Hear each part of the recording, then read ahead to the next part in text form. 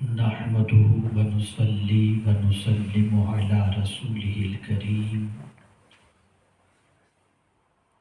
أما بعد فأعوذ بالله من الشيطان الرجيم بسم الله الرحمن الرحيم ادعو إلى سبيل ربك بالحكمة والموعظة الحسنة وجادلهم بالتي هي أحسن صدق الله العظيم. قابل قدر علماء ذوی احترام بالخصوص حضرت علامہ مولانا محمد اقبال مصباحی صاحب قبلہ و دیگر علماء ذوی احترام، حاضرین بز و ناظرین و حاضرات، السلام علیکم ورحمۃ اللہ وبرکاتہ. میرے پیارے آقا صلی اللہ تعالی علیہ وسلم کے پیارے دیوانوں، جس آیہ کریمہ کی تلاوت کا میں نے شرف حاصل کیا، اس سے متعلق کچھ معروضات پیش کرنے سے پہلے آقا کریم رؤوف الرحیم علیہ التحیۃ والتسلیم کی بارگاہ بے کس پناہ میں جس طریقے سے میں پڑھا ہوں، عقیدت و محبت میں ڈوب کر اسی طریقے سے درود و سلام کا نذرانہ پیش کریں. الصلاۃ والسلام علیک یا رسول اللہ، الصلاۃ والسلام علیک یا حبیب اللہ، الصلاۃ والسلام علیک یا نبی اللہ، الصلاۃ والسلام علیک یا نور اللہ، وعلی آلک و اصحابک یا حبیب اللہ، صلی اللہ تعالی علیہ وسلم. محب و محترم عزیزم مولانا محمد حسین قادری صاحب سے انگلش میں آپ دعوت سے متعلق چند ضروری باتیں سماعت فرما رہے تھے، اور میں بہت ہی مبارکباد پیش کرتا ہوں مسجد نور الاسلام بولٹن کے ذمہ داروں کو، جنہوں نے میرا من پسند موضوع آج کے اس پروگرام کے لیے منتخب کیا. میرے پیارے آقا صلی اللہ تعالی علیہ وسلم کے پیارے دیوانوں، سب سے پہلے میں آپ کو یہ سمجھاؤں کہ ویسٹرن ورلڈ اس وقت ڈپریشن کے اندر گناہوں کی وجہ سے اور بہت ساری چیزوں کی وجہ سے اس چیز کا متمنی ہے کہ اس کو اسلام کی دعوت پیش کی جائے. اسلام اللہ کا وہ پسندیدہ دین ہے کہ جس میں صرف زمین کے اوپر کی بے قراری کا علاج نہیں، زمین کے اندر کی اور میدان محشر کی بھی بے قراری کا علاج موجود ہے. اب آئیے تھوڑا سا میں آپ کو سمجھاؤں. حضرت عیسیٰ علیہ الصلاۃ والتسلیم کے آسمان پر اٹھائے جانے کے بعد سے لے کر رسول اعظم صلی اللہ تعالی علیہ وسلم تک ایک پیریڈ کو ڈارک پیریڈ کے نام سے جانا جاتا ہے، اور اس پیریڈ کی سچویشن یہ تھی کہ کوئی قانون نہیں، کوئی دستور نہیں، کوئی پابندی نہیں، کوئی ضابطہ نہیں، انسان بس اپنی مرضی سے زندگی گزار رہا ہے، اور مرضی سے زندگی گزارنے کی وجہ سے جو اسے اچھا لگتا وہ کرتا چلا جاتا، نتیجتاً اس کی زندگی کے اندر نہ قرار تھا، نہ سکون تھا، نہ اطمینان تھا۔ پیغمبر رحمت صلی اللہ تعالی علیہ وسلم نے اپروکسیمیٹلی 40 ایئرز تک انسانوں کی سائیکولوجی، انسانوں کے پرابلمز کا جائزہ لیا، اور جب 40 ایئرز تک رسول اعظم صلی اللہ تعالی علیہ وسلم نے انسانوں کی زندگی کا جائزہ لیا، اور چونکہ آقائے کریم صلی اللہ علیہ وسلم تو اس وقت بھی نبی تھے جب حضرت آدم علیہ السلام آب و گل کی منزلیں طے کر رہے تھے، اعلان نبوت ٹھیک ہے 40 سال کی عمر میں آپ نے فرمایا، لیکن وہ 40 سالہ پیریڈ بھی نبوت سے خالی نہیں تھا۔ پیغمبر رحمت صلی اللہ علیہ وسلم نے خود کو یہ محسوس کر لیا کہ میں ایک نبی ہوں اور مجھے انسانوں کو راستے کی طرف، اللہ کے راستے کی طرف دعوت دینا ہے، تو سب سے پہلے اللہ کے رسول صلی اللہ علیہ وسلم نے اپنی 40 ایئرز کی لائف کو انسانوں کے سامنے اتنی پاکیزہ پیش کی کہ جب رحمت عالم صلی اللہ علیہ وسلم نے کوہ صفا پر لوگوں سے کہا قولوا لا الہ الا اللہ تفلحوا، کلمہ طیبہ پڑھو تم کامیاب ہو جاؤ گے، اس وقت رسول اعظم صلی اللہ علیہ وسلم سے کہا گیا کہ اگر آپ کا دین سچا ہے جس کی طرف آپ بلا رہے ہیں تو اس کی دلیل کیا ہے؟ تو آقا کریم صلی اللہ علیہ وسلم نے ارشاد فرمایا فَقَدْ لَبِثْتُ فِيكُمْ عُمَرًا مِّن قَبْلِهِ أَفَلَا تَعْقِلُونَ، آج سے پہلے کی زندگی میں نے تمہارے درمیان گزاری، کیا پھر بھی تمہیں عقل نہیں آتی؟ یعنی تم ہی تو تھے جو مجھے صادق الوعد الامین کہتے تھے، تمہارے سامنے میرا بچپنا بھی ہے، میری جوانی بھی ہے، میری شادی کی لائف بھی ہے، بچوں کی پرورش بھی ہے، میری لائف تمہارے سامنے ایک کھلی ہوئی کتاب کی طرح ہے۔ اور یہاں ایک اور چیز بھی عرض کر دوں دعوت کے پہلو کے حوالے سے، کہ فرسٹ ٹائم جب رسول اعظم صلی اللہ علیہ وسلم اسلام کی دعوت دینے کے لیے لوگوں کو ڈنر پر بلائے تھے، سرکار صلی اللہ علیہ وسلم نے ڈنر کی دعوت دی تھی، اس وقت آنے کے بعد لوگ بات چیت میں ہنسی مذاق کے اندر تھے، مڑ لوگوں کا کوئی بات سننے کا نہیں تھا، تو اللہ کے رسول صلی اللہ علیہ وسلم نے ان کے سامنے اسلام کی دعوت پیش نہیں کی۔ سیکنڈ ٹائم پیغمبر رحمت صلی اللہ علیہ وسلم نے انہیں انوائٹ کیا، اور انوائرمنٹ ایسا بنایا کہ جس کے اندر تھوڑی سی سنسیئرٹی ہو، تاکہ جو بات پیش کی جا سکے اس کو دہ ذہن کے اندر لوگ اتار سکیں۔ اب میں آپ کو تھوڑا سا سمجھاؤں دعوت ہے کیا، دعوت کی ڈیفینیشن کیا ہے۔ جب آپ دعوت کی ڈیفینیشن کو سمجھیں گے اور اسی طریقے سے پریچر کسے کہتے ہیں، داعی کسے کہتے ہیں، اس کی ڈیفینیشن سمجھیں گے، تب آپ اپنے بارے میں غور کر سکیں گے کہ ہم ہیں کہاں اور ہم کر کیا رہے ہیں۔ میرے پیارے آقا صلی اللہ تعالی علیہ وسلم کے پیارے دیوانوں، سب سے پہلے میں آپ کے سامنے دعوت کے بارے میں بتاؤں کہ دعوت یہ ہے کہ اس کی ڈیفینیشن کیا ہے۔ میرے پیارے آقا صلی اللہ علیہ وسلم کے پیارے دیوانوں، کسی معاملے پر لوگوں کو جمع کرنے کے لیے انہیں پکارنا اور اس کام کو پورا کرنے کے لیے ابھارنا، لوگوں کو جمع کرنا کسی کام کے لیے، یہ لفظ دعویٰ کا ٹرانسلیشن آپ کو بتا رہا ہوں، لوگوں کو کسی کام کے لیے جمع کرنا اور کسی کام کے لیے ان کو ابھارنا، انکریج کرنا، اس کو کہتے ہیں دعوت۔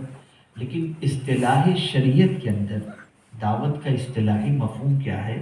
اس کو تھوڑا سا سمجھا دوں تو میرے پیارے آقا صلی اللہ علیہ وسلم کے پیارے دیوانوں، دعوت کا اصطلاحی معنی ہے یہ حث الناس علی الایمان باللہ تعالی وبما جاء به رسول اللہ صلی اللہ علیہ وسلم والتمسک بالدین الاسلامی وانشاء مجتمع یعمل بالاسلام ویعتصم به.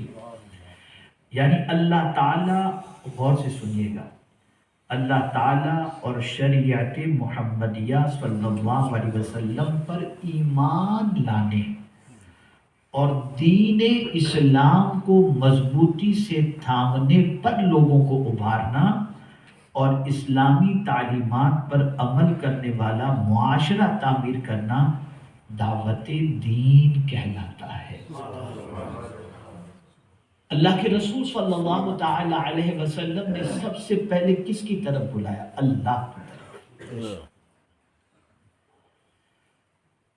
اللہ کی طرف بلانا. میرے پیارے آقا صلی اللہ تعالی علیہ وسلم کے پیارے دیوانوں، ظاہر سی بات ہے کہ جب آپ اللہ کی طرف بلائیں گے تو لوگ اللہ کے حوالے سے آپ سے سوالات کریں گے. کون اللہ؟ کیسا اللہ؟ تو آپ کی نالج کے اندر یہ چیز ہونی چاہیے کہ جب توحید کے سلسلے میں آپ سے کوئی کویشچن کرے تو آپ اللہ عز و جل کی وحدانیت پر دلیل دے سکیں، اس کی طاقت کے بارے میں، اس کی قدرت کے بارے میں، اس کی شان کے بارے میں. آج ایتھیزم کا دور چل رہا ہے اور سچویشن یہ ہے کہ ہمارا یوتھ یونیورسٹی میں اور کالج میں جانے کے بعد فریڈم کی بنیاد پر اور سرکل کی بنیاد پر دہریہ بنتا جا رہا ہے اور اس کے سینے سے اسلام یا کسی بھی مذہب کی محبت نکلتی ہوئی نظر آ رہی ہے. میں اس کی توڑ کے سلسلے میں صرف ایک دلیل آپ کے سامنے پیش کرتا ہوں تاکہ یوتھ کے سامنے آپ اس دلیل کو پیش کر کے اس کو یہ بتا سکیں کہ اللہ ہے.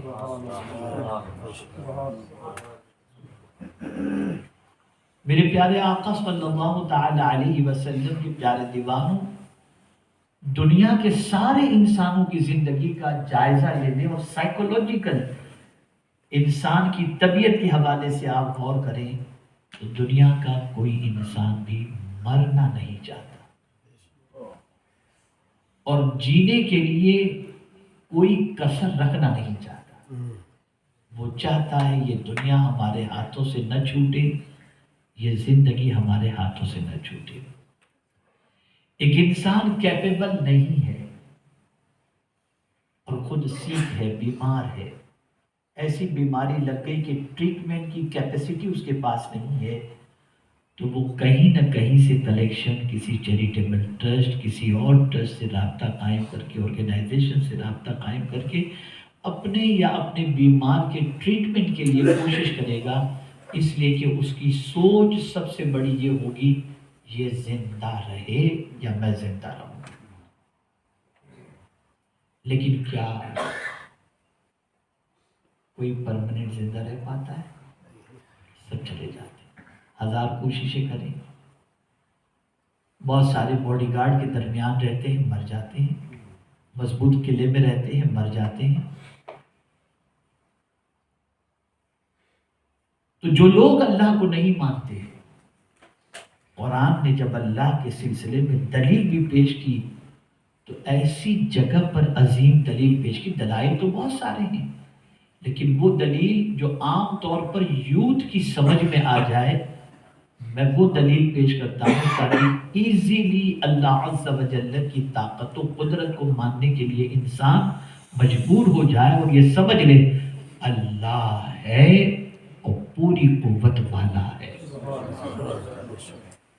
آئیے میں آپ کو بتاؤں، قرآن کہہ رہا ہے فَلَوْلَا إِذَا بَلَغَتِ الْحُلْقُومَ وَأَنْتُمْ حِينَئِذٍ تَنْظُرُونَ وَنَحْنُ أَقْرَبُ إِلَيْهِ مِنْكُمْ وَلَكِنْ لَا تُبْصِرُونَ فَلَوْلَا إِن كُنْتُمْ غَيْرَ مَدِينِينَ تَرْجِعُونَهَا إِن كُنْتُمْ صَادِقِينَ.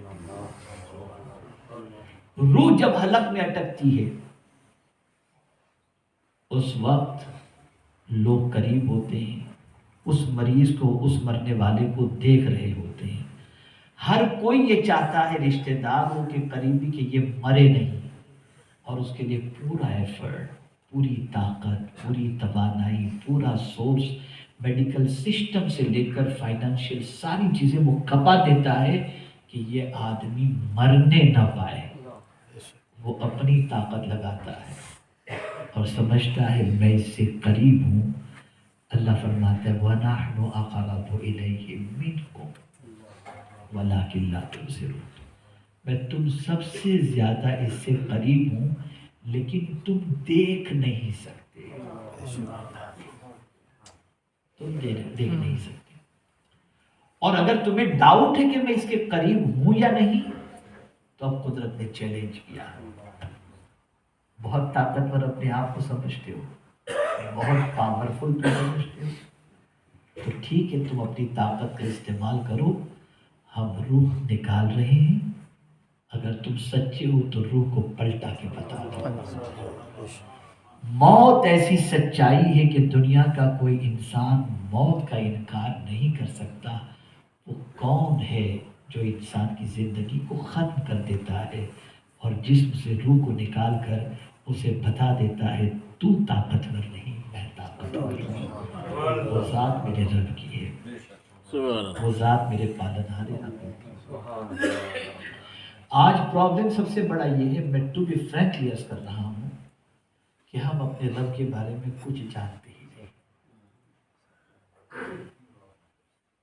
اور ناواقفیت کی بنیاد پر انٹرنل ہمارا بھی فیتھ جو اللہ کے سلسلے میں ہونا چاہیے وہ ہمارے پاس نہیں ہے۔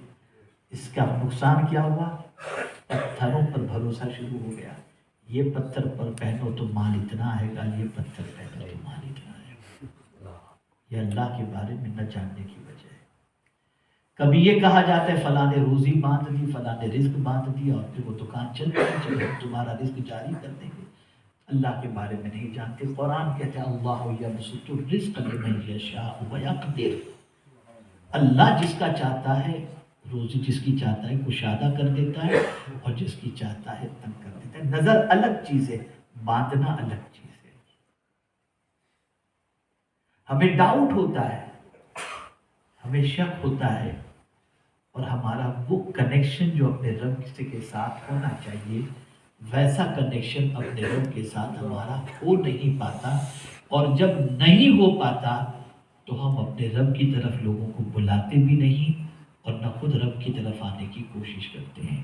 اے رسول اعظم صلی اللہ تعالی علیہ وسلم کے دیوانوں، اللہ کی طرف بلانا، پیغمبر رحمت صلی اللہ علیہ وسلم نے پہلی دعوت جو پیش کی، قولوا لا الہ الا اللہ، اللہ کے علاوہ کوئی معبود نہیں، وہی عبادت کے لائق ہے، وہی پرستش کے لائق ہے، وہی اس لائق ہے کہ اس کو اپنا معبود مانا جائے اور خود کو جو ہے اس کا بندہ تسلیم کیا جائے۔ یہ ان شارٹ میں نے آپ کے سامنے رب کے بارے میں آج کی سچویشن کے اعتبار سے بتا دیا، اور اسی لیے اولیاء کرام علیہم الرضوان نے جب دوستی کے لیے قدم بڑھایا تو اس طاقتور ذات کی طرف جس کے قبضے قدرت میں سب کچھ ہے، وہ جانتے تھے۔ میں آپ کو ایک چھوٹا سا اگزامپل بتاؤں، ہمارے علامہ مولانا اقبال بسطامی صاحب ہوں یا ہم لوگ تحریک کے ساتھی لوگ ہوں، ہمیں کوئی ادارہ چلانا ہے تو کلیکشن کرنا پڑتا ہے، ہمارے پلان بتانے پڑتے ہیں، یہ کر رہے ہیں، یہ کر رہے ہیں، یہ کر رہے ہیں۔ کتنے بچے پڑھ رہے ہیں آپ کے ادارے میں؟ 300 بچے پڑھے، کتنا ایکسپینس ہے؟ اتنا ایکسپینس ہے۔ وہ 300 بچوں کا سال بھر کا ایکسپینس کمپلیٹ کرنے کے لیے ہم کو کلیکشن کے لیے لوگوں کے پاس جانا پڑتا ہے۔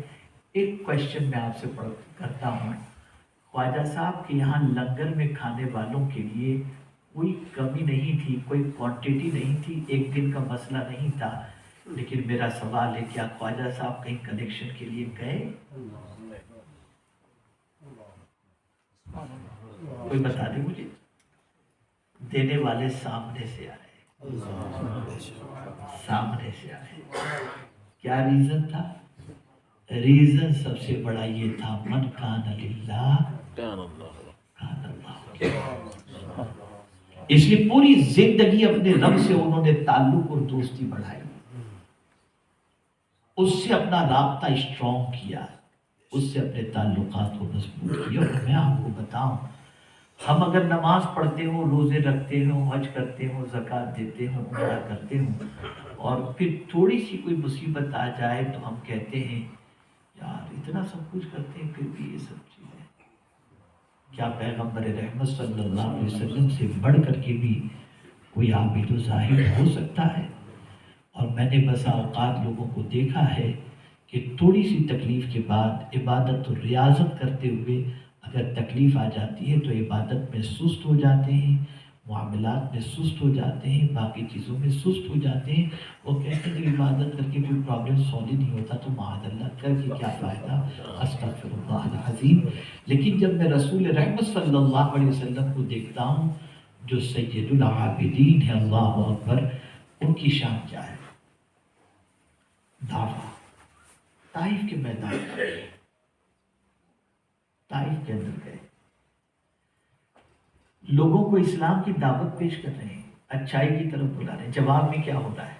پتھر پھینکے جا رہے ہیں، پنڈلی مبارک زخمی ہوتی ہے اور نالین شریف خون سے تر ہو جاتی ہے۔ رسول رحمت صلی اللہ تعالی علیہ وسلم ایک درخت کے نیچے تشریف لاتے ہیں اور اللہ کی بارگاہ میں دعا کرتے، مولا تو نے مجھے کس کے حوالے کر دیا؟ اور پھر اللہ کے رسول صلی اللہ علیہ وسلم کے اس سینٹینس کو دعا کے دیکھیے کہ رسول رحمت صلی اللہ علیہ وسلم عرض کرتے ہیں، مولا اگر تو مجھ سے ناراض نہیں ہے نا تو یہ تکلیفوں کی کوئی حیثیت نہیں، بس تو مجھ سے راضی رہے۔ دائی کو مزاج دیا گیا ہے کہ یہ دنیا تمہیں پتھروں سے زخمی کرے گی، تمہاری نظر دنیا کے ویلکم کرنے کی طرف بھی نہ ہو، دنیا کے ریجیکٹ کرنے کی طرف بھی نہ ہو، تمہاری نظر بس اس بات پر ہو کہ مولا ناراض نہ ہو، اللہ ناراض۔ ہمارا حال یہ ہے، اس نے ایسا کیا ہم نہیں کریں گے، اس نے ایسا کیا ہم نہیں کریں گے۔ یہ دعوت کا مزاج نہیں ہے۔ داعی کا مزاج یہ ہونا چاہیے کہ ہر مصیبت کو جھیلیں گے، لیکن مشن اور دعوت اس کام کے اندر قطعی طور پر کوئی سستی ہمارے اندر پیدا ہونے نہیں دیں گے۔ تو بلانا کس کی طرف ہے؟ اللہ کی طرف۔ بلانا کس کی طرف ہے؟ اللہ کی طرف، کہ وہ وحدہ لا شریک ہے، وہی ہمارا پالنہار حقیقی ہے، وہی معبود برحق ہے۔ اس میں دو چیزیں آئی، ادعو الی سبیل ربک، اس راستے کی طرف بلاؤ جو راستہ خدا کی طرف لے کر کے جاتا ہے، جو راستہ خدا کی طرف لے کر کے جاتا ہے۔ یہاں سے ایک مزاج ہمیں ملا، ہمیں اپنی طرف نہیں بلانا۔ میں جو جملہ عرض کروں گا اس کو ذہن میں رکھیے گا، ہمیں اپنی طرف نہیں بلانا، رب کی طرف بلانا ہے۔ فرق کیا ہے میں آپ کو بتاؤں۔ ہم ہماری طرف بلائیں گے، ہم انسان ہیں، کل کوئی عیب ہمارا کسی کو نظر آ گیا تو وہ ہم سے دور ہوگا تو رب سے بھی دور ہو جائے گا، تو خود کی طرف بلانے کی بجائے خدا کی طرف بلانا، اس لیے کہ وہ بے عیب ہے، ہر عیب سے پاک ہے، اور جب اس سے جڑ گیا تو پھر انشاءاللہ العظیم اس کی دنیا بھی سنور جائے گی اور آخرت بھی سنور جائے گی۔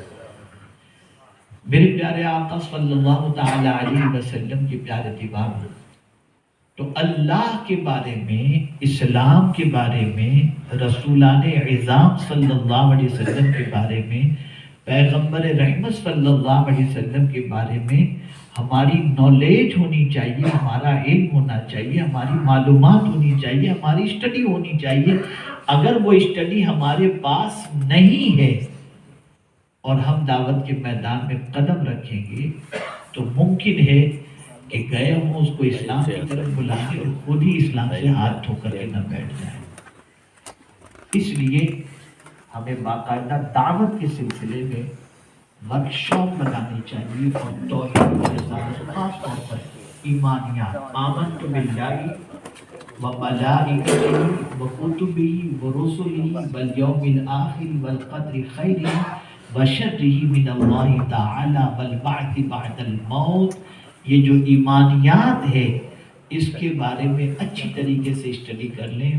شاید آپ لوگوں کی نالج میں نہ ہو، میں نے ایک کتاب ترتیب کی ہے ایمان قرآن کی روشنی میں، اور یہ کتاب خاص طور پر ویسٹرن ورلڈ کو سامنے رکھ کر کے ہم نے یہ کتاب ترتیب دی ہے، اور الحمدللہ یہ کتاب انگلش میں بھی اویلیبل ہے، اور خاص طور پر میں نے توحید پر 150 کے قریب پیجز جو ہے قرآنی آیات اور احادیث سے میں نے اس کے اندر ترتیب دیے ہیں. اور اسی کے ساتھ ساتھ میں آپ کو ایک اور چیز بتاؤں کہ حضرت عیسیٰ علیہ السلام کے چیپٹر کو بھی تھوڑا سا اچھی طریقے سے قرآن کی روشنی کے اندر اجاگر کیا گیا ہے، تاکہ جب اس کنٹری کے اندر آپ اسلام کی دعوت پیش کرنے کے لیے نکلیں تو یہ بتائیں کہ ہمارا مذہب صرف یہی نہیں کہ محمد عربی صلی اللہ علیہ وسلم کے ماننے کی تعلیم دیتا ہے، بلکہ ہمارا دین یہ بتاتا ہے کہ سارے نبیوں اور رسولوں کو ماننا، تب جا کر ہمارا ایمان مکمل ہو سکتا ہے. وہ کتاب آپ کو انشاءاللہ العظیم SDI یوتھ ایجوکیشن سینٹر سے ملے گی، اور میں گزارش کرتا ہوں کہ باقاعدہ اس کا ورکشاپ ہونا چاہیے، کڈس کے لیے، یوتھ کے لیے، سب کے لیے، ایلڈر کے لیے، سب کے لیے آپ اس کا ورکشاپ کریں. آپ دیکھیں ایمان اندر سے کتنا پختہ ہوگا اور کتنا اسٹرانگ ہوگا. آپ شاید اتنا سنے بھی نہ ہو، پڑھے بھی نہ ہو کہ رب کی شان کیا ہے. اللہ وہ بڑی قدرت والا ہے. اللہ کا شکر ہے کہ اس نے ہمیں اپنے خاص بندوں میں، خاص بندوں سے مراد یہ بندے تو سب ہیں، لیکن مسلمان اس نے بنا کر کے ہم پر بہت بڑا احسان فرمایا. اب آئیے اتنا سا سمجھنے کے بعد تھوڑا سا آگے بڑھتے ہیں. پہلا اسٹیپ ہمارا، آپ نے دعوت کے بارے میں سمجھ لیا کہ دعوت کا مطلب کیا ہے. میں نے اس کی مختصر ڈیفینیشن آپ کے سامنے پیش کر دی. اب اس دعوت کی طرف بلانے والے کو داعی کہتے ہیں، پریچر کہتے ہیں.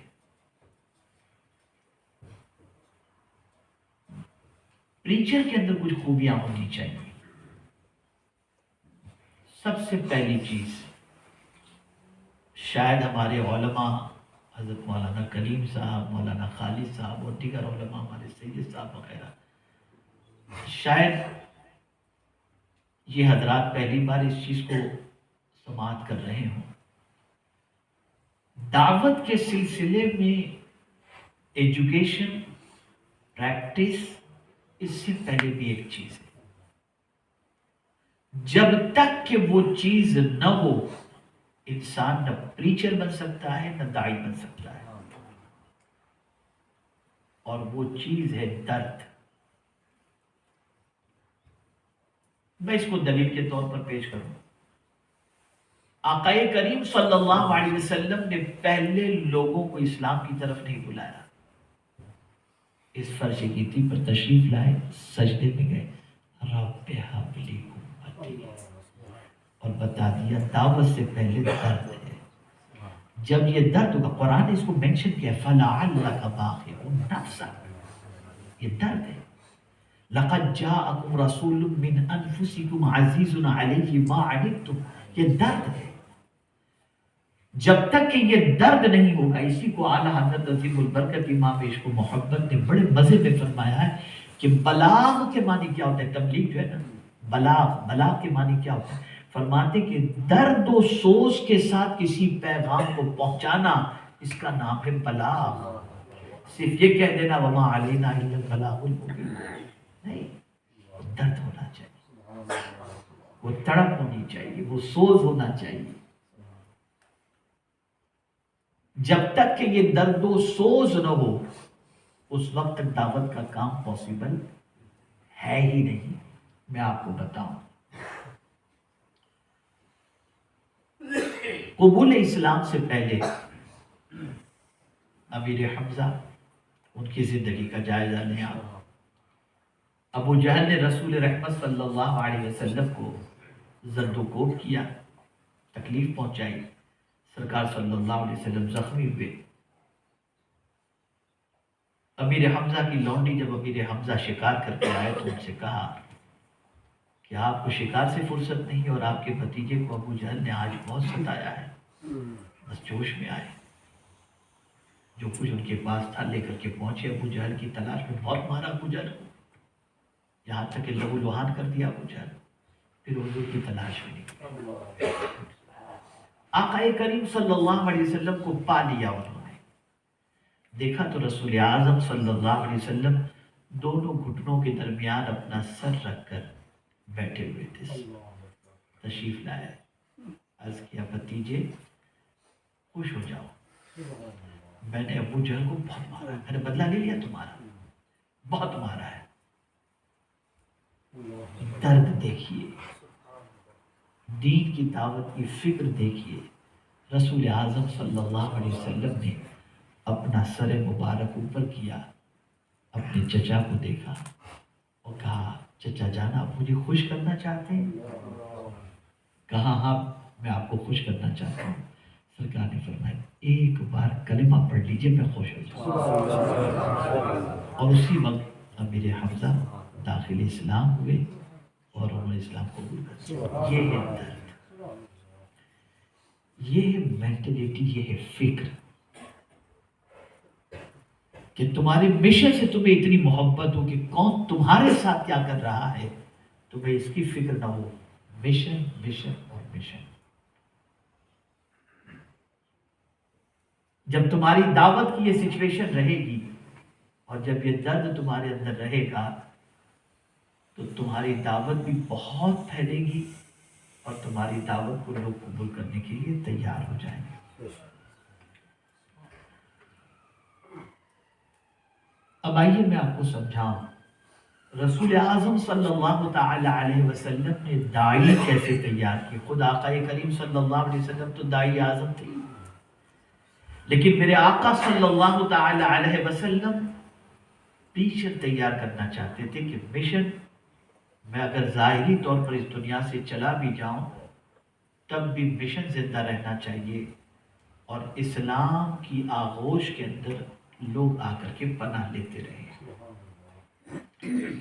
تو ایک فارمولا پرسنالٹی ڈیولپمنٹ کے حوالے سے قرآن کی روشنی میں رسول اعظم صلی اللہ علیہ وسلم کا ایک فارمولا میں آپ کو بتا دوں۔ ہم ہزارہ کوششیں کریں اور دنیا کا ماڈرن سسٹم اور بڑے سے بڑی یونیورسٹی، ہائر ایجوکیشن اور ماڈرن ٹیکنالوجی کے ذریعے بھی وہ انسان تیار نہیں کر سکتی جو انسان رسول اعظم نے تیار کیا۔ کوئی صدیق اکبر جیسا نہیں بنا سکتا، کوئی فاروق اعظم جیسا نہیں بنا سکتا، کوئی عثمان غنی جیسا نہیں بنا سکتا، کوئی مولا علی جیسا نہیں بنا سکتا۔ سوال یہ پیدا ہوتا ہے کہ ان کو کس طریقے سے حضور نے بنایا۔ ایک پروسیس ہے جس کو سمجھنا آج کے دور میں بے پناہ ضروری ہے۔ ایک اچھا انسان بنتا کیسے ہے، دین کا درد رکھنے والا انسان بنتا کیسے ہے، دین کا داعی بنتا کیسے ہے، تو قرآن نے اس تربیت کے حوالے سے ایک نظام بتایا۔ کئی آیتیں اسی مفہوم سے متعلق ہیں، لیکن احسان کے ساتھ جس آیت کا ذکر ہوا میں اس کو آپ کے سامنے پیش کروں، اور دعا کے ساتھ جس آیت کا ذکر ہوا وہ آپ کے سامنے پیش کروں۔ لقد من اللہ علی المؤمنین اذ بعث فیہم رسولا من انفسہم یتلو علیہم آیاتنا ویعلمہم الکتاب والحکمہ ویزکیہم انک انت العزیز الحکیم۔ لقد من اللہ علی المؤمنین اذ بعث فیہم رسولا من انفسہم یتلو علیہم وَيُزَكِّيهِمْ وَيُعَلِّمُهُمُ الْكِتَابَ وَالْحِكْمَةَ وَإِنْ كَانُوا مِنْ قَبْلُ لَفِي ضَلَالٍ مُبِينٍ۔ پہلے اللہ نے احسان جتایا، اللہ نے احسان جتایا کہ بے شک لام بھی تاکید کے لیے، قد بھی تاکید کے لیے، من اللہ علی المؤمنین، مومنوں پر احسان فرمایا، اذ بعث فیہم رسول، جب ان میں عظمت والے رسول کو مبعوث فرمایا۔ اب یہ رسول انسان تیار کر رہے ہیں کن چیزوں سے؟ وہ کیا فارمولا ہے جس کی بنیاد پر انسان تیار ہو رہے ہیں؟ پہلی چیز یتلو علیہم آیات، آقا کریم صلی اللہ علیہ وسلم ان پر اللہ کی آیتوں کو تلاوت کرتے ہیں۔ سرکار صلی اللہ علیہ وسلم نے بے شمار لوگوں کو اسلام کی طرف جو راغب کیا اور لوگوں کے سینوں سے کفر نکلا اور لوگ مسلمان ہوئے، اس کا بنیادی ریزن حضور سے انہوں نے قرآن سنا، یہاں تک کہ جنہوں نے بھی قرآن سنا، جن لوگوں نے بھی قرآن سنا، جنات انہوں نے بھی قرآن سنا تو وہ بھی اسلام قبول کر لیا۔ اگر میرے حضرات ماشاءاللہ علماء مجھے معاف فرما دیں اور میری غلطی ہو تو اصلاح فرما دیں، جب تک کہ ہمارا تعلق بالقرآن اسٹرانگ نہیں ہوگا اور ہماری گفتگو کا محور اللہ کی کتاب نہیں ہوگی، ہم لوگوں کے سینوں میں اسلام کی کما حق قبول جو ہے وہ محبت پیدا نہیں کر سکتے۔ وہ رسول رحمت صلی اللہ تعالی علیہ وسلم جو سید المرسلین امام الانبیاء ہیں، انہوں نے جب انسان کو تیار کرنا چاہا تو سب سے پہلے اللہ کی آیتوں کی تلاوت۔ اب یہاں قرآن کہتا ہے کہ اللہ کے رسول صلی اللہ علیہ وسلم رکتے نہیں ہیں،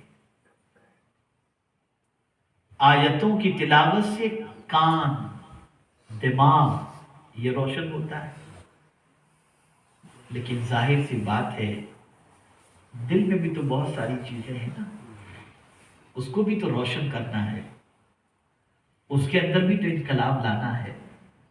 اور سب سے اہم چیز جتنے بھی یہاں پر داعیان دین ہیں یہ ہمیشہ کے لیے ذہن میں رکھیں، اول روز سے دعوت کے راستے میں جو سب سے بڑی رکاوٹ بنی ہے وہ ہے دولت، دولت اور دولت۔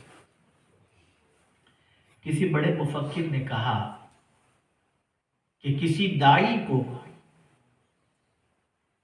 پیر میں بیڑیاں ڈال کر جیل کی سلاخوں کے پیچھے ڈال دو، اس کی دعوت کا جذبہ ٹھنڈا نہیں ہو سکتا، لیکن اگر اس کے پیروں کے سامنے مال کا انبار لگا دو تو ہو سکتا ہے اس کا جذبہ ٹھنڈا ہو جائے۔ یہ سب سے اہم چیز ہے۔ تو پیغمبر رحمت صلی اللہ علیہ وسلم نے صحابہ کے دل سے حب دنیا کو نکالا، چونکہ رسول اعظم صلی اللہ علیہ وسلم کی پریکٹیکل لائف کے اندر یہ چیز آئی۔ کس طریقے سے آئی؟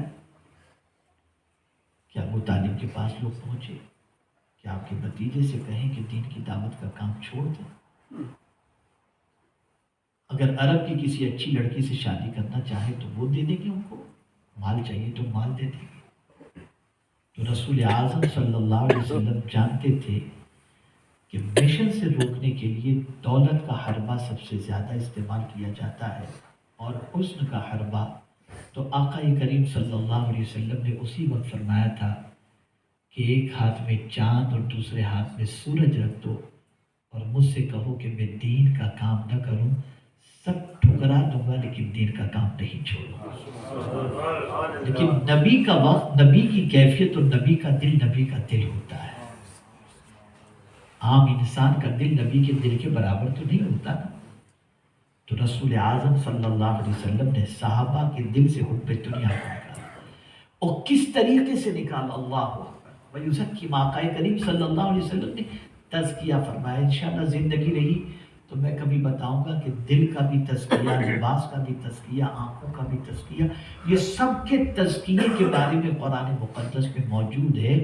میرے پیارے آقا صلی اللہ علیہ وسلم کے پیارے دیوانوں، پھر میں کبھی عرض کروں گا، لیکن حضور صلی اللہ علیہ وسلم نے حب دنیا صحابہ کے سینے سے۔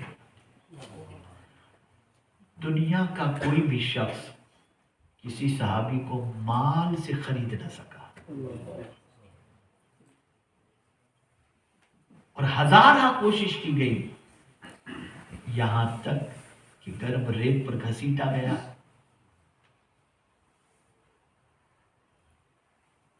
انگارے پر لٹایا گیا، برف کی سیلوں پر سلایا گیا، لیکن اس کے باوجود اپنے مشن سے نہ کوئی ہٹا اور نہ کسی لالچ کے اندر گرفتار ہوا۔ بس ایک ہی چیز تھی، احد احد احد۔ تو آقا کریم صلی اللہ علیہ وسلم نے صحابہ کو اور داعی کو نکھارنے کے لیے پہلے آیات کی تلاوت، سیکنڈ اسٹیپ رسول اعظم صلی اللہ تعالی علیہ وسلم نے کہیں تزکیے کا ذکر پہلے ہے، کہیں تعلیم کتاب و حکمت کا ذکر پہلے، کہیں تعلیم کتاب و حکمت کا ذکر بعد میں اور تزکیے کا ذکر پہلے۔ حضور صلی اللہ علیہ وسلم نے دلوں کو صاف کیا۔ لیکن توجہ چاہوں میں یہاں پر بہت اہم نقطے کی طرف، یہ نہیں کہ حضور صلی اللہ علیہ وسلم نے تلاوت کے ذریعے لوگوں کا دل صاف کیا یا ان کے دل و دماغ کے اندر اللہ کی کتاب کا اثر ان کے اوپر مرتب کیا، اور صرف تقریروں کے اندر نہیں، پریکٹیکل لائف حضور صلی اللہ علیہ وسلم کی ایسی تھی کہ قرآن شریف سے اتنا شغف تھا، اتنی محبت تھی کہ اللہ اکبر، پیغمبر رحمت صلی اللہ علیہ وسلم رات کی تنہائی میں بھی قرآن کی تلاوت کرتے تھے۔ میری بچیاں، میری بہنیں اس وقت اور خواتین اسلام جہاں جہاں بھی سن رہی ہوں، میری طرف سے اس واقعے کو خاص طور پر سماعت فرمائیں۔ ام المؤمنین حضرت عائشہ صدیقہ رضی اللہ تعالی عنہ ایوری ویک سرکار صلی اللہ علیہ وسلم ان کو اپنے میکے بھیجتے تھے ماں سے ملنے کے لیے۔ وہ جاتی تھی، ٹائم پر جاتی تھی، ٹائم پر آ جاتی تھی، ان کا روٹین تھا، کوئی بہت زیادہ ڈسٹینس پہ گھر تھا نہیں۔ ایک مرتبہ ام المؤمنین حضرت عائشہ صدیقہ رضی اللہ تعالی عنہ اپنے گھر گئی، لیکن آنے میں ان کو تاخیر ہو گئی، بہت لیٹ ہو گئی۔ سرکار صلی اللہ علیہ وسلم پریشان تھے، ابھی تک کیوں؟ کافی دیر کے بعد حضرت ام المؤمنین عائشہ صدیقہ رضی اللہ تعالی عنہ تشریف لائیں تو سرکار صلی اللہ علیہ وسلم نے فرمایا، عمیرہ کیا بات ہے، آج بہت لیٹ ہو گئی؟ کہتی حضور میں گھر سے ٹائم پر ہی نکلی تھی۔ توجہ چاہوں، میں گھر سے ٹائم پر ہی نکلی تھی، لیکن میں مسجد نبوی شریف کے قریب آئی نا تو کسی کی قرآن کی تلاوت کی آواز میرے کانوں سے ٹکرائی، اور پڑھنے والا ایسا قرآن پڑھ رہا تھا کہ میرے پیر وہیں جم میں رک گئی۔ مجھے پتہ ہی نہیں چلا کتنا وقت گزر گیا، پھر خیال آیا کہ حضور میرا انتظار کر رہے ہوں گے، میں حاضر ہو گئی۔ سرکار نے فرمایا، عائشہ یہ تو بتاؤ وہ قرآن پڑھنے والا کون تھا؟ عرض کرتے سرکار یہ تو مجھے نہیں معلوم، پتہ لگایا تو پتہ چلا حضرت سالم تھے جو قرآن کی تلاوت کرتے۔ قرآن کی ایک اثر انگیزی ہے۔ اب تھوڑا سا میری عادت ہے کہ اگر میں نشتر نہ لگاؤں تو مجھے بھی اچھا نہیں لگتا۔ قرآن دلوں کے لیے سکون کا ذریعہ ہے، لیکن وہ قوم داعی کیسے بن سکتی ہے، پریچر کیسے بن سکتی ہے جو قرآن سن کے بے چین ہو جائے، جس پر قرآن سننا معاذ اللہ بوجھ بن جائے، جو قرآن سننے سے بھاگ رہی ہو، ایسی قوم پریچر کیسے بن سکتی ہے؟ وہ رسول رحمت صلی اللہ تعالی علیہ وسلم جو داعی اعظم صلی اللہ علیہ وسلم بن کر تشریف لائے، قرآن کہتے ہیں اتلو ما اوحی، ان سے اللہ تلاوت کا حکم فرماتا ہے، جن کی نگاہ پڑ جائے دل سنور جائے، لیکن ان سے بھی قرآن کہتا ہے کہ تلاوت کرو۔ افسوس کی بات ہے کہ ہمارا تعلق بالقرآن نہ کے برابر ہے، اور اگر معذرت کے ساتھ عرض کروں تو ہمیں بزرگوں سے ملنے والے وظائف جو ہیں ہم اس کے تو پابند ہیں، لیکن اللہ کی کتاب کی تلاوت کے پابند ہیں۔ میں ان وظائف کے فائدے سے انکار نہیں کرتا، لیکن اللہ کی کتاب، اللہ ہی کی کتاب، اس کا فائدہ اسی کا فائدہ ہے۔ آپ اسے بھی پڑھو اور بزرگوں کے دیے ہوئے وظائف کو بھی پڑھو۔ ہم بھی الحمدللہ بزرگوں کے دیے ہوئے وظائف پڑھتے ہیں، لیکن قرآن سے تعلق جب تک کہ اسٹرانگ نہیں ہوگا، آپ اسلام پر خود بھی مطمئن نہیں ہوں گے اور دوسروں کو بھی اسلام کی طرف بلانے کی صلاحیت اپنے پر پیدا نہیں کر سکیں گے۔ تو تزکیہ رسول اعظم صلی اللہ علیہ وسلم نے فرمایا، نکالا دلوں سے محبت، کیسی محبت نکالی، اللہ اکبر۔ آپ صحابہ کی زندگی کو دیکھیے،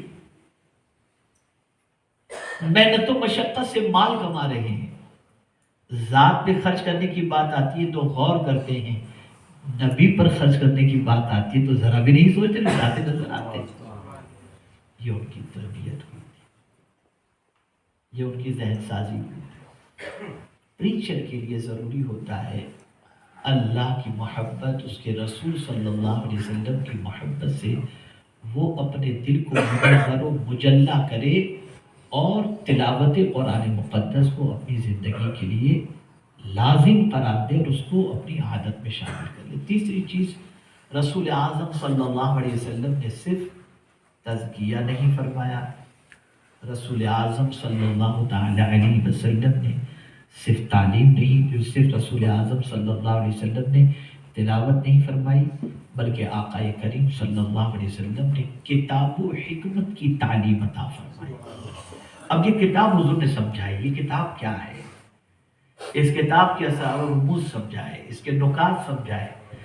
جب کتاب کا فہم ان کے اندر پیدا ہو گیا، کتاب سمجھنے کی صلاحیت پیدا ہو گئی، کتاب سمجھنے کی طاقت ان کے اندر پیدا ہو گئی، تو پھر ان کا یہ دل جو ہے وہ منور ہوتا چلا گیا، طاقت بڑھتی چلی گئی۔ میں ماضی قریب کے ہمارے ایک بزرگ کے حوالے سے بتاؤں، قائد اہل سنت علامہ شاہ احمد درانی صاحب علیہ الرحمہ، جن کے حوالے سے ڈیلس کے اندر ہماری ایک نشست میں ایک صاحب نے، جو ان کی بہت قریبی تھے، انہوں نے کہا کیا وجہ تھی کہ حضرت جو ہے بے باکی کے ساتھ جو بھی کہنا ہوتا کہہ دیتے، کسی سے ڈرتے نہیں تھے، یہ قوت حضرت کے پاس آئی کہاں سے تھی؟ میں نے کہا تہجد میں 5 پارے کی تلاوت کی وجہ سے۔ قرآن کی تلاوت انسان کو طاقت عطا کرتی ہے۔ تو قرآن فہمی، قرآن کو سمجھو، رسول اعظم صلی اللہ علیہ وسلم نے کتاب سمجھائی اور ساتھ ہی ساتھ حکمت بھی سمجھائی۔ اللہ اکبر، میرے پیارے آقا صلی اللہ علیہ وسلم کے پیارے دیوانوں، ہم میں کا کوئی کسی عبادت کی حکمت جانتا ہی نہیں، جرم و سزا جو اسلام کے اندر ہیں ان کی حکمت جانتا ہی نہیں، روزے کی حکمت نہیں جانتا، نماز کی حکمت نہیں جانتا، زکوٰۃ کی حکمت نہیں جانتا۔ یہ ساری چیزوں سے ہماری ناشنائی ہے، اور حکمت سے مراد سنت مصطفیٰ صلی اللہ تعالی علیہ وسلم بھی ہے، ہم اس سے ناواقف ہیں۔ ایک داعی کے لیے ضروری ہوتا ہے کہ ان چیزوں سے اپنے آپ کو مسلح کرے، پرفیکٹ کرے، اور اس کے بعد جب وہ بات کرے گا، آپ توجہ چاہوں گا، شاید مغرب کا وقت ہو رہا ہے، پھر جب وہ بات کرے گا، اب جو عرض کر رہا ہوں اس کو ذہن میں رکھیے گا، پھر جب وہ بات کرے گا تو ڈاؤٹ کی نہیں، کانفیڈنس کی بات ہوگا، پھر اس کے اندر کانفیڈنس ہوگا، یقین اس کے اندر ہوگا، میں جو کہہ رہا ہوں یہ حق ہے، اس لیے کہ یہ اللہ کی کتاب کہہ رہی ہے۔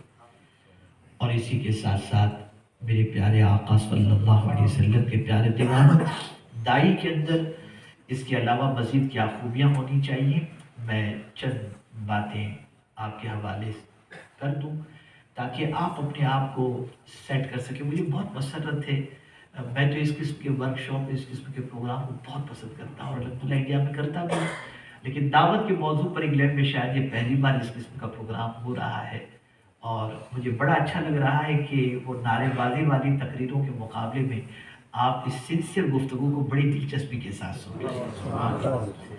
دیکھیے ایک پریچر کے اندر کیا چیز ہونی چاہیے، پہلے تو پریچر کی تعریف میں آپ کو بتا دوں، ڈیفینیشن، ہو از پریچر؟ وہ صاحب ایمان شخص، اس لیے کہ مومن ہوگا تو اسلام کی طرف بلائے گا، پریچر تو بہت ہے، لیکن صاحب ایمان هو مؤمن يدعو إلى دين الإسلام ويرشد إلى محاسنه وتعلیماته بفکره، وہ صاحب ایمان شخص جو اپنی عقل کو بروئے کار لاتے ہوئے دین اسلام کی دعوت دے اور اس کی تعلیمات اور خوبیوں کی طرف رہنمائی کرے۔ اب یہاں عقل کا استعمال، عقل کو استعمال ملا ہے، کیا مطلب؟ انوائرمنٹ دعوت کا ہے یا نہیں؟ اب لوگ کیرم کھیل رہے ہیں، آپ شروع ہو جائیں، نہیں، لوگوں کا مائنڈ آپ کو سننے کا نہیں ہے، آپ زبردستی سناتے رہے نہیں، وہ اپنی عقل کو دیکھے کہ اس کی کیا پڑھے۔ دوسری چیز میں آپ کو بتاؤں کہ میری اکثر عادت رہی ہے آج تک، میں جب گفتگو کرتا ہوں تو میں لوگوں کے چہرے پڑھتا ہوں کہ کون سنسیئرلی سنتا ہے۔ آخر میں اسے کہتا ہوں یار بہت اچھا لگا، آپ کی توجہ ہٹی نہیں، آپ پوری توجہ کے ساتھ گفتگو سنتے رہے۔ تو اپنی عقل کو استعمال کریں کہ کون آپ کی، اس لیے کہ دیکھیے ایک ہے دودھ، ایک ہے ملائی، ٹھیک ہے نا؟ ملائی جو ہے نا وہ دودھ سے زیادہ بہتر ہوتی ہے، تو یہ ہے دودھ، اب اسی میں سے ملائی نکالنی ہے، کریم نکالنا۔ تو ہوتا یہ ہے، پہلے ہم کرتے تھے، اب تو ایج فیکٹر بھی نہیں کہہ سکتے، لیکن اب وہ نہیں کر پاتے ہیں۔ پہلے ہم پروگرام کے بعد بیٹھ جاتے تھے، تو بیٹھنے کی ایک وجہ ہوتی تھی کہ پروگرام کے بعد مصافحہ کر کے تو لوگ نکل جاتے تھے، لیکن جن کو انٹرسٹ ہوتا تھا وہ بیٹھتے تھے، ہم ان کو بلائی سمجھتے تھے، پھر ان کی ذہن سازی کرتے تھے کہ یہ رکے ہیں، اس کا مطلب یہ کہ ہی از انٹرسٹڈ، پھر ان کے پیچھے ہم محنت کرتے تھے، پھر فرینڈ شپ کرتے تھے۔ میرے پاس آج بھی میرے موبائل کے اندر MF لکھا ہوا ملے گا، نیو فرینڈ، آج بھی بہت ساروں کے آگے NF لکھتا ہوں، نیو فرینڈ۔ پھر میں پورے لوگوں کو الگ کرتا ہوں، پھر الگ سے ان کو فون کرتا ہوں، کیسے کچھ دنوں تک ان سے کانٹیکٹ میں رہتا ہوں، پھر بالکل وہ اٹیچ ہو جاتے ہیں نا، اور پھر ان کی ہماری دوستی اچھی ہو جاتی ہے تو کسی کے حوالے کر دیتا ہوں، ذرا ان کا خیال رکھنا، ان کی ٹریننگ کرنا، پھر نئے دوستوں کی تلاش میں نکل پڑتا ہوں۔ یہ ایک NF میرا بالکل جو ہے وہ میرے اس کے اندر موبائل کے اندر آپ کو ملے گا۔ خیر، تو عرض یہ کر رہا تھا، یہ میں نے آپ کو پریچر کی تعریف بتائی کہ وہ صاحب ایمان شخص جو اپنی عقل کو بروئے کار لاتے ہوئے دین اسلام کی دعوت دے اور اس کی تعلیمات اور خوبی کی طرف رہنمائی فرمائے۔ اب پریچر کے اندر کیا کیا چیزیں ہونی چاہیے؟ تو پہلی چیز تو اس کے پاس نالج ہونا چاہیے، اور سب سے پہلی چیز جیسا کہ میں نے بتایا درد ہونا چاہیے، اندر سے اس کو درد ہونا چاہیے کہ موضوع کا امتی غلط جا رہا ہے۔ درد جب تک کہ آپ کے اندر پیدا نہیں ہوگا نا، تب تک کچھ نہیں ہو سکتا۔ جس کو وہ درد کا مزہ ناز دوا اٹھائے کیوں، یہ درد اپنے اندر پیدا کرے۔ اسی کے ساتھ ساتھ جو ہے خوش اخلاقی، اس کا بہت بڑا اثر ہوتا ہے۔ ایک پریچر کا بیہیویئر، اس کے مینرز اچھے ہوں تو سامنے والے کے دل کے اندر اس کی محبت اور اس کی بات بیٹھ جاتی ہے۔ ہمارا تو غصہ یہاں رہتا ہے، اور ابھی میں غصے کے خلاف تقریر کر دوں اور کسی کا پیر کسی کے پیر پہ پڑ جائے تو ساری تقریر زیرو ہو جائے گی، یہ تو نظر نہیں آتا۔ یہ ہماری تو مینٹلٹی۔ تو خوش اخلاقی، اچھے مینرز ہونے چاہیے، بریلینٹ، کلیور ہونا چاہیے، حالات کو سمجھنے والا، کنٹرول کرنے والا۔ اور اسی کے ساتھ ساتھ انشاءاللہ العظیم میں آپ کو دعوت دیتا ہوں کہ کل حضور مفکر اسلام حضرت علامہ قمر الزمان خان اعظمی صاحب قبلہ مقدس العالی کے یہاں کل میرا ٹاپک یہ ہے کہ صبر کے فائدے دونوں جہاں میں، یہاں نہیں صرف دونوں جہاں میں، اس پر انشاءاللہ کل تقریر ہوگی۔ تو ایک پریچر کے لیے ضروری ہوتی ہے، ضروری جو چیز ہوتی ہے اس میں سے صبر، پیشنس اور پیورٹی بہت ضروری ہے۔ اگر اخلاص نہیں ہے، اب اخلاص کی ایک مثال میں آپ کے سامنے پیورٹی کی پیش کروں، ہمارا حال یہ کہ کوئی تعریف کیا تو سبحان اللہ چڑھ گیا، آسمان کا کام میں لگ گئے، جہاں کسی نے کرٹیسائز کی سارا کام چھوڑ کے بیٹھ گئے، تو نہیں۔ حضرت حسن بصری علیہ رحمت و رضوان سے کسی نے پوچھا کہ پیورٹی کی ڈیفینیشن کیا ہے اور پیورٹی کسے کہتے ہیں، تو آپ نے فرمایا کبھی تم نے دودھ پینے والے بچے کو دیکھا ہے؟ کہا ہاں۔ اچھا دودھ پینے والے بچے کو خوب گالیاں دو، اسے کیا فرق پڑے گا؟ خود کیا سمجھے گالیاں؟ اچھا دودھ پینے والے بچے کی خوب تعریف کرو، اسے کیا فرق پڑے گا؟ آپ تعریف کرو یا گالیاں دو، اسے کچھ سمجھ بھی نہیں آئے گا۔ کہ اگر دین کا کام کرنا ہے تو دودھ پینے والے بچے جیسے بن جاؤ۔ اسے بھوک لگے تو ماں یاد آتی ہے، مصیبت آئے تو تم بھی اللہ کو یاد کرو، باقی کوئی تعریف کرے کہ کوئی گالیاں دے اس کی فکر مت کرو۔ یہ ہے پیورٹی۔ جب یہ پیورٹی ہمارے اندر پیدا ہو جائے گی تو انشاءاللہ، اس لیے کہ ہم کسی انسان کو راضی کرنے کے لیے نہیں، رب کو راضی کرنے کے لیے. اسی لیے میرے آپ امام عشق و محبت کہتے ہیں کام وہ لے لیجیے تم کو جو راضی کرے, ٹھیک ہو نام رضا تم پہ کرو دو. اب جو چیز عرض کرنے جا رہا ہوں بہت اہم ہے, اپنے علم پر عمل. جب تک کہ یہ چیز آپ کی نہیں ہوگی آپ کی دعوت مؤثر افیکٹو نہیں ہو سکتی. اس کو میں عمومی طور پر ایک ایگزامپل کے ذریعے سمجھاتا ہوں کہ کسی ریسٹورنٹ کے باہر ایک آدمی کھڑا ہو اور کہے بہت اچھا میل, بہت اچھا فوڈ آپ کو ملے گا, آپ اندر آئیے, آپ کھائیے پیجیے, لیکن وہ جھانک کر دیکھے تو اندر کچھ بھی نہ ہو تو کہے گا بے وقوف بنا رہا ہے. اور ایک ایسی بھی ریسٹورنٹ ہے جہاں کوئی بلانے والا تو نہیں ہے لیکن وہاں ویرائٹیز کے مینو لگے ہوئے ہیں, لوگوں کی بھیڑ بھاڑ ہے, اسمائل آ رہی, خوشبو آ رہی ہے, تو بلانے والا نہ بھی ہو تب بھی آدمی اس ریسٹورنٹ میں چلا جائے گا. تو ایسے داعی نہ بنے, ایسے پریچر نہ بنے جس کی طرف ہم بلاتے ہیں وہ ہماری زندگی ہی میں نہ ہو.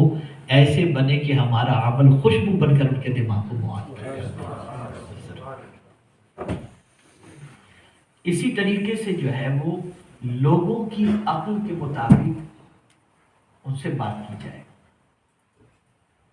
اب ایسی جگہ پر آپ گئے جہاں صرف مزدور ہی مزدور ہیں, اب آپ ان کے سامنے دعوت کی بات اس انداز سے پیش کر رہے ہیں ہائی لیول کی اردو, جیسے اردو مفکر اسلام کے ساتھ کل ہم بیٹھے ہوئے تھے تو حضرت نے فرمایا کہ فرسٹ ٹائم بھی جب UK میں آیا تو کچھ لوگوں کے ساتھ رئیس القلم علامہ ارشد القادری صاحب علیہ رحمۃ اللہ رضوان نے ایک پروگرام آرگنائز کیا تھا. تو مجھے بلایا تھا حضرت نے ہندوستان سے, میں یہاں پر حاضر ہوا تھا پہلی بار, تو میں نے وہ علی گڑھ والی تقریر کر دی تو کسی کو سمجھ میں نہیں آئی.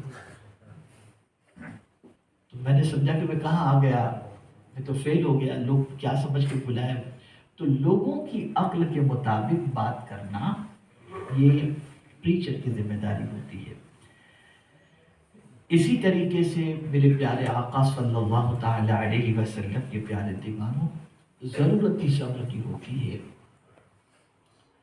کہ دو چیزوں کے دامن کو جب تک کہ اسٹرانگ نہیں تھامیں گے آپ کی دعوت کا رزلٹ آپ کے سامنے نہیں آئے گا. اور وہ دو چیزیں کون سی ہیں؟ والذین یمسکون بالکتاب واقاموا الصلاۃ انا لا نضیع اجر المصلحین.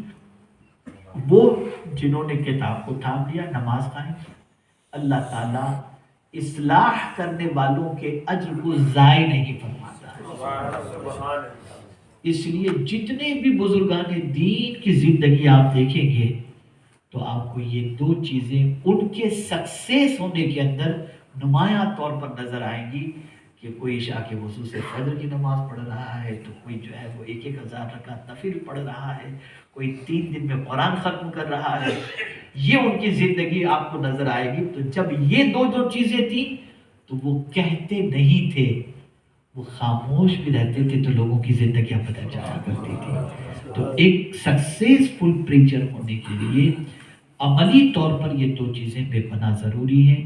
اور میرے پیارے آقا صلی اللہ تعالی علیہ وسلم کے پیارے دیوانوں, رسول رحمت صلی اللہ علیہ وسلم نے جس طریقے سے پریچر کو تیار کیا, داعی کو تیار کیا, ہمیں بھی اس کی طرف توجہ دینی چاہیے. بس اب آخری بات میں عرض کر دوں, اس کنٹری کے اندر یعنی UK ہو یا ویسٹرن ورلڈ ہو, یہاں پر پریچر کی بے پناہ ضرورت ہے.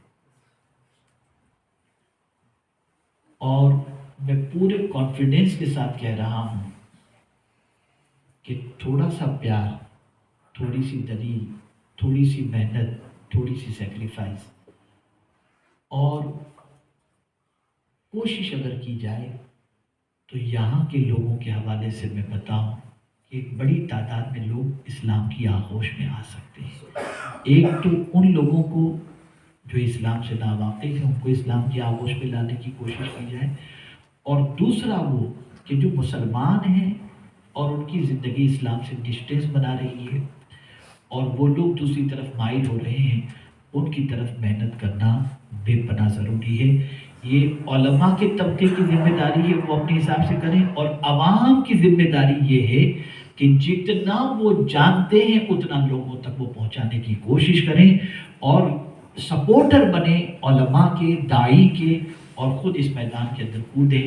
آخری جملہ بس اس کو ذہن میں رکھیں، جب تک ہم لوگوں کو دعوت دینے والے تھے تو کوئی ہمیں دعوت نہیں دیتا، جب تک ہم اسلام کی طرف بلانے والے تھے کوئی گناہ کی طرف بلانے والا نہیں تھا، لیکن جب سے ہم نے اسلام کی طرف بلانا چھوڑ دیا، دین کی طرف بلانا چھوڑ دیا، تو لوگ اب پب کی طرف بلاتے ہیں، شراب کی طرف بلاتے ہیں، زنا کی طرف بلاتے ہیں، ڈرگس کی طرف بلاتے ہیں، اب لوگ اس طرف بلاتے ہیں۔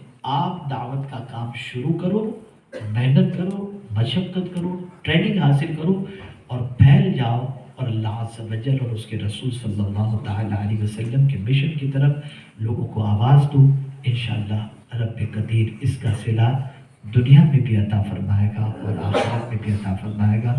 اللہ رب العزت جل جلالہ آقا کریم رؤوف الرحیم علیہ التحیۃ والتسلیم کے سب کو طفیل مجھے آپ کو سب کو اخلاص کے ساتھ دین متین کی خدمت کی توفیق نصیب فرمائے، پریکٹس مسلم بنائے، اسلام پر عمل کرنے والا بنائے، اسلام کو جاننے والا بنائے، اسلام کو سمجھنے والا بنائے، اور قرآن و نماز اور رسول اعظم صلی اللہ علیہ وسلم سے اپنے تعلق کو مضبوط کرنے والا بنائے۔